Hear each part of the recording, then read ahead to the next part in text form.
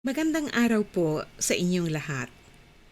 Itong presentasyon ay ukol sa kalusugang pangkaisipan o mental health. Bakit namin ginawa ito? Unang-una ay para maintindihan natin ang sakit sa pangkaisipan. Pangalawa, para malaman natin kung paano umigi ang mga taong nagkasakit. Pangatlo, para malaman din natin kung ano ang maitutulong sa mga taong API o Asian Pacific Islander ukol sa mental health. Paano namin ginawa itong proyekto? Ginawa namin ito sa pamamagitan ng interviews. Kinausap po namin ang mga taong nagkasakit o ang mga kapamilya nila. Silang nagsabi sa amin ang kanilang success and failures na gusto rin nilang ipaalam ito sa inyo.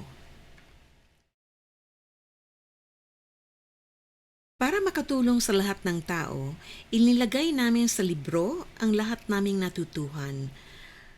At ang libro ay isinulat sa 6 na wika. Isa na rito ang Tagalog. Umpisahan po natin ang mga leksyon tungkol sa mental health. Maraming tao nagkakasakit sa kaisipan. 1 sa 4 na Amerikano ay nakakaranas ng sakit na ito. Paano nagkakasakit ang tao? Ang sakit ay maraming pinanggagalingan. Maaaring ang katawan mismo ng tao ay may diferensya na sa pagkabata. O di kaya dahil sa karanasan o eksperyensya sa buhay gaya ng stress, kahirapan sa pamumuhay, problema sa pamilya, domestic violence, pambubuli, rasismo o diskriminasyon. Isa-isip natin ang mga kasabihan tungkol sa mental health. Ang sakit ay hindi nakakahawa. Ang taong may sakit ay hindi mapanganib. Ang sakit ay hindi dahil ang tao ay pinasukan ng masamang espiritu. Ang taong nagkasakit ay maaaring gumaling. Sa paggaling niya, siya ay pwedeng magtrabaho o magboluntaryo. Siya rin ang pwedeng mabuhay mag-isa at mamuno ng makabuluhang buhay. May mga kasabihan tungkol sa mental health na hindi totoo o hindi tama. Ang mga ito ay nagiging bahig ng dumi o iyong tinatawag na stigma. Dapat nating labanan ang stigma at tuwirin ang ating pag-iisip. Ang stigma ay maling paniniwala tulad ng pagiging sira, mahina o baliw. Dahil sa stigma, ang mga taong may sakit ay nahihiyang humingi ng tulong. Dahil din sa stigma, binabaliwala natin sila. Hindi ito karapat-dapat. Labanan natin ang stigma. Ngayon, alamin naman natin ang paggaling. Mayroong tinatawag na social recovery. Ang treatment na ito ay hindi lamang utak ang tinitingnan kung hindi lahat ng mga pangangailangan ng may sakit.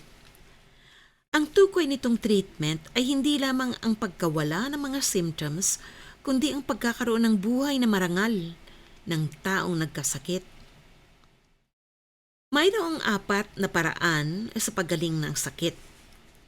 Psychotherapy o talk therapy o pakikipag-usap sa may sakit. Case management, pagsubaybay sa may sakit. Wellness program, mga programang pangtulong o pang-aliw sa may sakit. Medication, mga gamot na nakakapagbawas ng mga symptoms. Ngayon na alam na natin ang paggaling, Alamin naman natin kung saan nakakahanap ng tulong.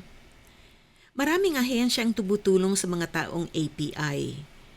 Marami na rin ang nananagalog o mga Tagalog na nagtatrabaho sa mga ahensya na ito. Hanapin ninyo ang kapwa Pilipino at humingi kayo ng tulong. Anong ibig sabihin ng self-care o pangsariling pangangalaga?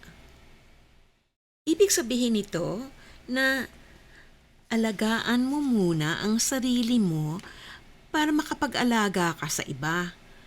Kung hindi mo kayang tulungan ang sarili mo, ay hindi mo makakayaning tulungan ang iba.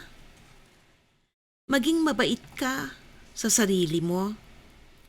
Huwag mong pahirapan ang iyong sarili. WRAP, Wellness Recovery Action Plan. Ito ay isa sa mga bagong programa para sa mga taong may sakit. Maraming nakakagusto nito sapagkat ito ay walang bayad, mabisa, at nakakaaliw. Laging-lagi ang mga paalala na uminom ng tubig, kumain ng mga pampalusog ng katawan, mag-exercise, magbasa ng magagandang bagay, magdasal, at iba pa.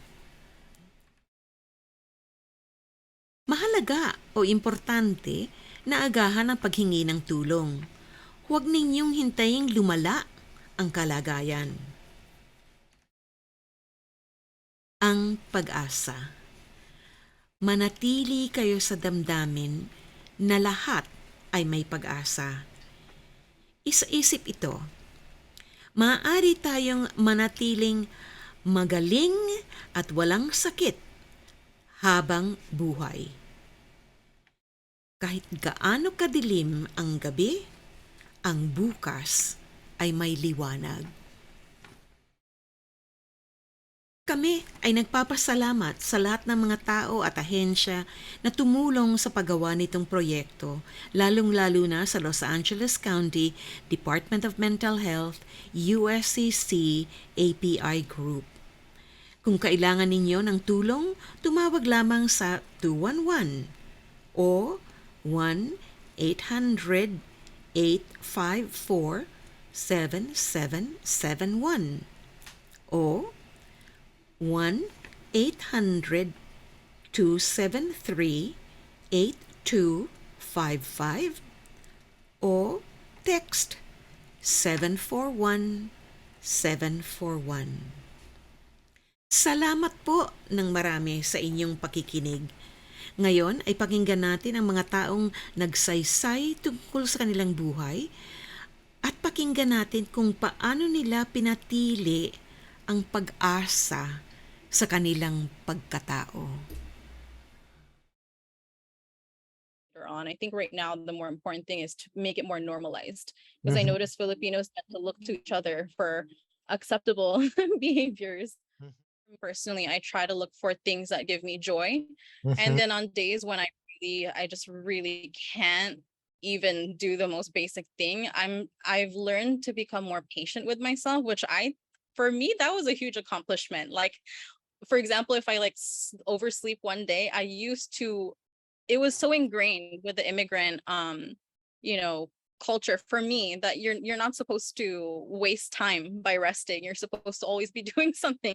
So that's something that I've definitely overcome, where resting is okay. For example, taking care of yourself is an opportunity that your ancestors never had. So it's something that you should do for yourself. I try to make the most of it and keep myself present, keep myself here. Kailangan natin seryosohin ang topic ng mental health, hindi lang to physical, mentally as well, and emotional. Lahat to ay produkto ng ating somewhat mental health. Normalizing it, it's just talking, discussing, and forcing to have that conversation even though it's comfortable. I think for the hierarchical situation of family from the Filipino American Filipinos, we need to put an authority that just normalize it, right? Because for us, it's hard to say, Dad, look at this one. But if some authority, like celebrity or something, that hey, talk about it. It's so easy to talk, and it's slowly getting into that conversation, and it's easier now. Like Jason talked about before, it was like it's hard to say like I feel sad or I feel depressed. Now it's like, oh, I don't feel good about this, and we speak up because we're in that notion of like we're normalizing what needs to be done instead of like hiding from the shadow. I think it's just constant talking and discussing and just not forcing into like understand this is like forcing into that field that even though there's resistance, be like, okay, let's have a conversation or something else until it's normalized to the point where like, oh, we're talking about our feelings now. Well, we have feelings that we've been having feelings, we just don't know how to talk about it because we don't know how to express. And and I'm just the first thing I'll just say and prioritize is seeking help is not a sign of weakness, but it's a sign of strength for a better you. Seeking help and asking for help is not it's not something that we need when only for us when we're weakened, but only it's also something to strengthen us, to make us better, right? I think no, it's like it's at the end of the day, it's you're strengthening yourself with these professionals helping you.